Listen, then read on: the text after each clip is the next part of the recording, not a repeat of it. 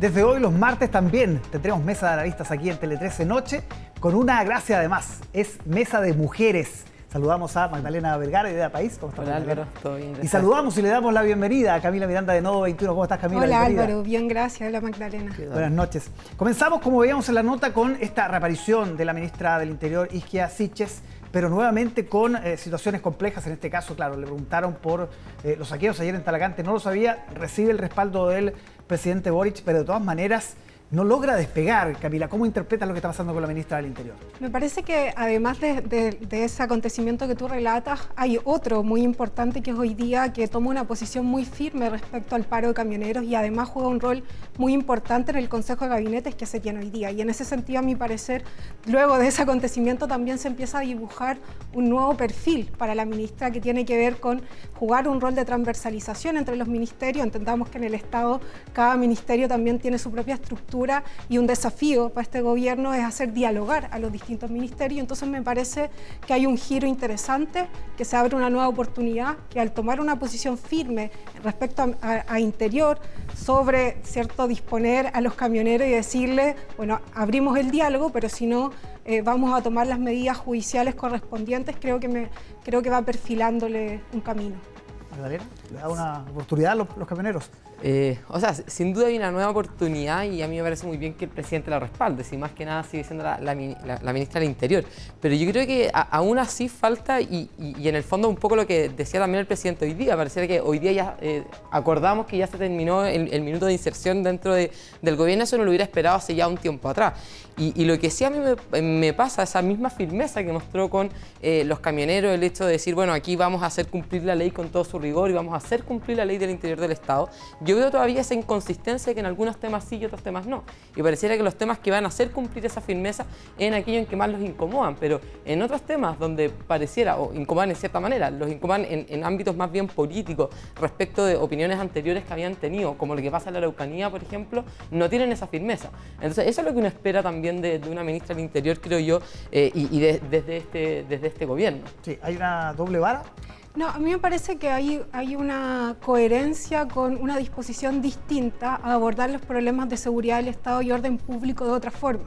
Y en ese sentido, desde luego, se van a producir incomodidades, porque reproducir las mismas dinámicas que tenía el Estado para responder ante situaciones tan complejas como son el conflicto en la Araucanía, como es la situación de la crisis migratoria, desde luego implica reconstruir un camino. Y a mí me parece que cuando se señala que ella va a jugar un rol de diálogo con los otros ministerios, de alguna forma también se señala que el Ministerio del Interior se va a abrir a abordar los temas con otras dimensiones también, no solamente las de la seguridad y el orden público, que es un poco la muestra de que la ministra de Desarrollo Social encabece los diálogos en la Araucanía. Sí, tal vez esa decisión de la ministra de Desarrollo Social, que se hizo en el gobierno anterior también con Alfredo Moreno, que dicen fue uno de los que más avanzó en esta materia hasta el caso Catrillan, que evidentemente que ahí marca un punto de inflexión. Tal vez esa decisión debe haber sido antes, Magdalena.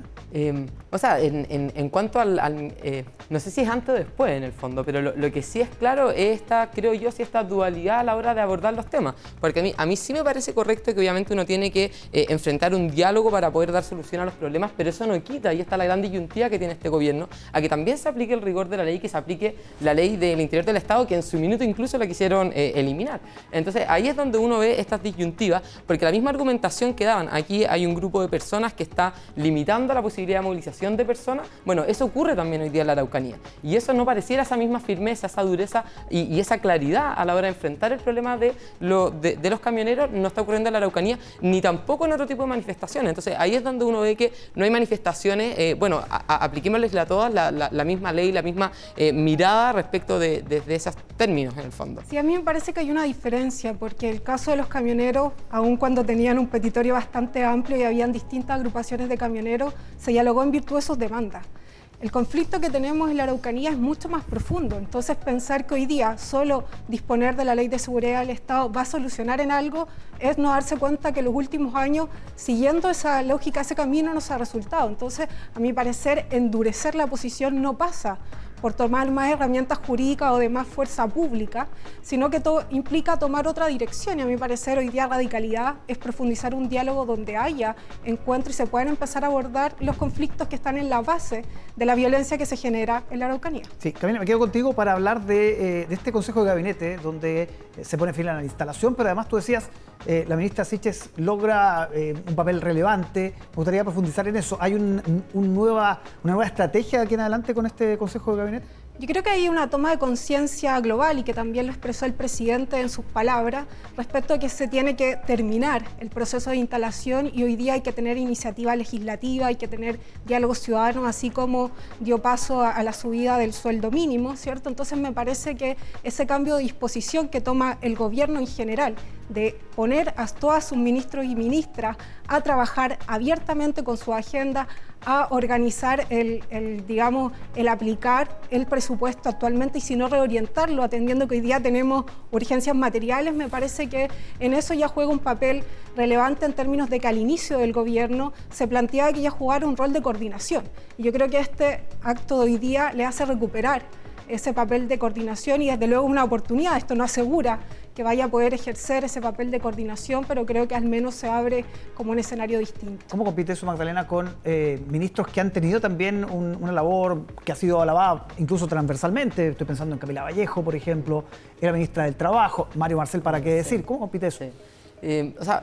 Yo no creo que se trate de aquí que haya una competencia entre los distintos ministerios, pero lo que sí uno ha visto desde el minuto que se instala hasta ahora es un desorden y una ingobernabilidad que la hemos comentado de hecho muchas veces acá, donde ha sido imposible para el gobierno instalar una agenda de hacia dónde quieren avanzar, donde ha habido una serie de descoordinación, incluso en las vocerías, donde se contradicen unos ministros con otros, y esto hasta hace poco, incluso en los temas, por ejemplo, tan relevantes como lo que estamos conversando hoy día, que era el tema de la posición del gobierno frente a la convención. Si o no a mantener esa neutralidad, si se iban o no a fijar los precios, por ejemplo, o cuál iba a ser el trato hacia también incluso el tema de delincuencia. Entonces, esas faltas de certeza hacia la ciudadanía es lo que uno dice, bueno, ya no podemos seguir cometiendo errores. Aquí lo que uno espera del gobierno es que siga gobernando, que marque una agenda y que realmente se ponga a trabajar. Entonces, por una parte, uno dice, claro, es aplaudible que hoy día el gobierno diga se acaba el proceso de instalación, pero por otro lado, creemos que no podemos seguir estar dispuestos a escuchar como las palabras de perdón, de que aquí hubo un error, etcétera,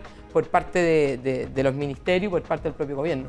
No sé, yo concuerdo, o sea, la etapa de los 2 primeros meses no se puede seguir expandiendo. Hoy día se requieren soluciones claras. Creo que el diálogo que dio paso a la subida del sueldo mínimo habla de un camino diferente que implica llegar al trabajo legislativo con un acuerdo con actores que son relevantes para que eso se legisle, como en este caso son los trabajadores y el diálogo que hubo con empresarios. Yo creo que eso va delineando un camino, una vía para el gobierno para que pueda legislar en temas que van a ser súper complejos, como es el sistema de pensiones, como es la reforma tributaria. Entonces yo creo que ese es el camino que debería seguir y desde luego hay que dar vuelta a la hoja y dejar, ¿cierto?, de transmitir cierta inexperticia en el sentido de falta de acuerdo entre distintos ministerios. ¿Cómo sigue ese camino? Lo vamos a analizar el próximo martes en esta mesa de analistas mujeres de los martes. Magdalena, Camila, muchísimas gracias. Muchísimas gracias. Buenas noches.